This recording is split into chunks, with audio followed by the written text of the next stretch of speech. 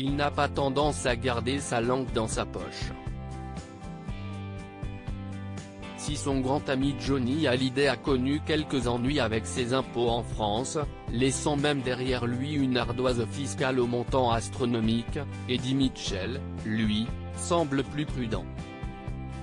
Quand j'ai gagné de l'argent, j'ai d'abord aidé mes parents, a-t-il d'abord glissé dans les colonnes du JDD. Ce dimanche 4 octobre, je me suis acheté tout ce dont j'avais envie. Et comme je n'aime pas les bagnoles, ça a été des maisons.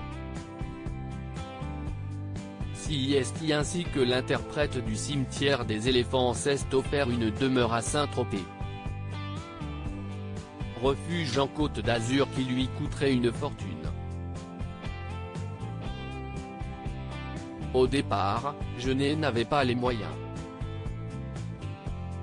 Voyant que je n'avais pas 500 briques devant moi, le vendeur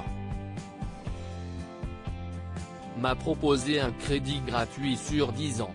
Mais ce fut sans compter sur la présence de sangliers.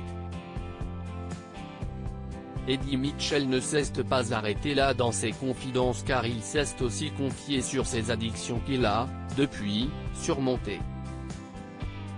Pendant des années, j'ai joué, se rappelle le chanteur de 78 ans, dès l'ouverture du casino, de 16h à 7h du matin, j'étais à ma table de poker d'où je ne m'absentais que 2 heures, pour mon spectacle. L'artiste avait pris conscience de son affliction en 1983, lors du tournage du film Attention, une femme peut en cacher une autre. J'ai décidé de me faire interdire de casino. Plus que de l'argent, j'ai perdu du temps. Ce fut l'une de mes seules addictions, reconnaît-il. Parmi ces dernières, une addiction à la cigarette, à l'alcool mais aussi à la cocaïne, sous la pression de la vie d'artiste.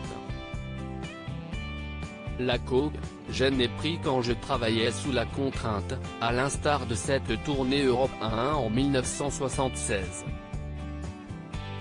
Une série de concerts qu'il avait acceptés, justement, pour ses impôts. J'avais besoin d'un stimulant. J'ai fait toute la tournée sous coke, puis j'ai arrêté aussi sec. Eddie Mitchell, grand fumeur armé de sa franchise légendaire, Eddie Mitchell s'était déjà confié au sujet de ses addictions et, plus particulièrement, celle à la cigarette. J'ai commencé à 13 ans, disait-il au quotidien Le Parisien en 2015. Grand fumeur, malgré une tentative d'abandon en 2013 sur le tournage de Salaud, on t'aime avec Johnny Hallyday, le chanteur se laisserait moins tenter par le tabac que le taulier. Johnny fume beaucoup plus que moi, se justifiait ainsi la vieille canaille, lui, CIST 3 paquets de gitane tranquille, moi 10 cigarettes par jour.